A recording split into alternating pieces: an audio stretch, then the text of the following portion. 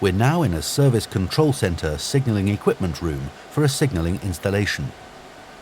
The group of 5 cubicles in front of you comprise the System Management Center.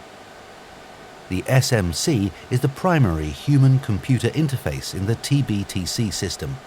It provides service controllers with a method to supervise and manage the TBTC system through communication with the Vehicle Control Center computers.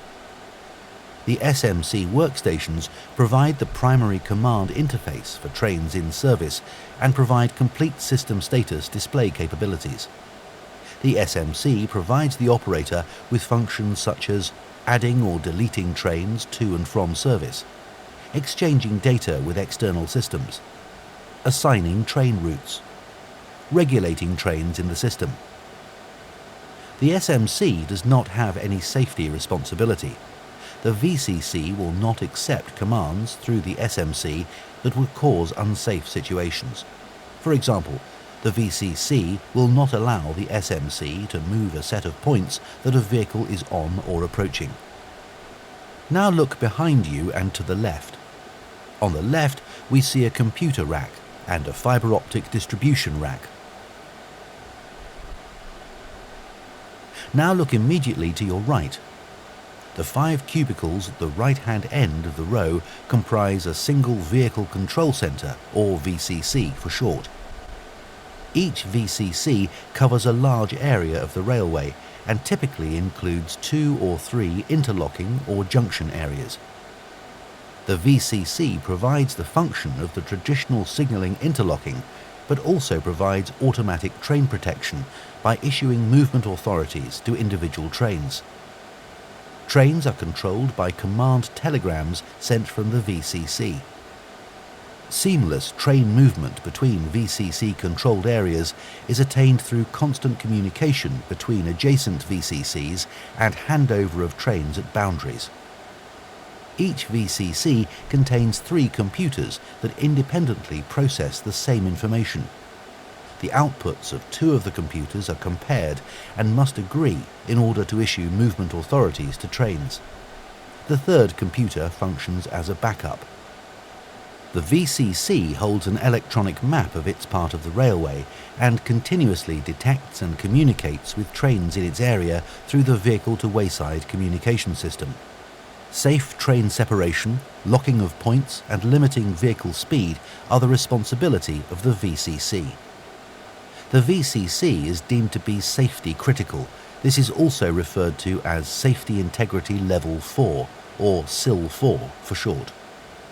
We're now going to take a look inside a local equipment room, of which there are a number, situated at key locations along the railway.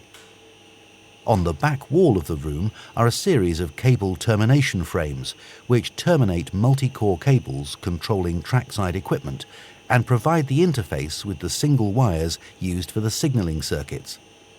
In the far corner on the back wall is a fiber optic distribution frame.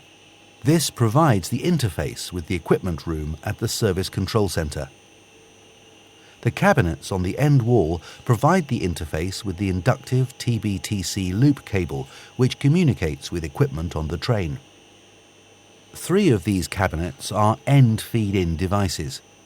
These relate to loops that the train uses to enter the system when leaving the depot to enter service. The other 2 cabinets are feed-in devices, which covers loops on the main line. The TBTC loop cable is the red cable, which is mounted in the 4-foot between the running rails and enables movement authorities generated by the VCC to be transmitted to trains.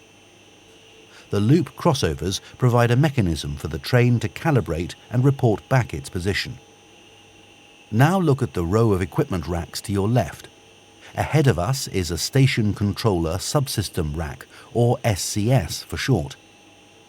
This controls and supervises points, signals, indicators, and axle counters, and forms the main interface between local trackside equipment and the control center. At the top of the SCS rack is the Axle Counter Evaluator, which converts the inputs from individual axle counters mounted on the rail to generate a wheel count for each axle counter block. The axle counter blocks provide a means of tracking non-communicating trains, and are also used to establish train location in the event of a power failure. To the left of this rack are the associated relay racks, which provide the interface between the SCS and trackside equipment such as points and indicators. Now turn round and look behind you. Directly ahead of us is the rear view of two relay racks. You can see the individual wiring connections to the relay bases. To the left of the relay racks is another SCS cabinet. To the right are further SCS cabinets and more relay racks.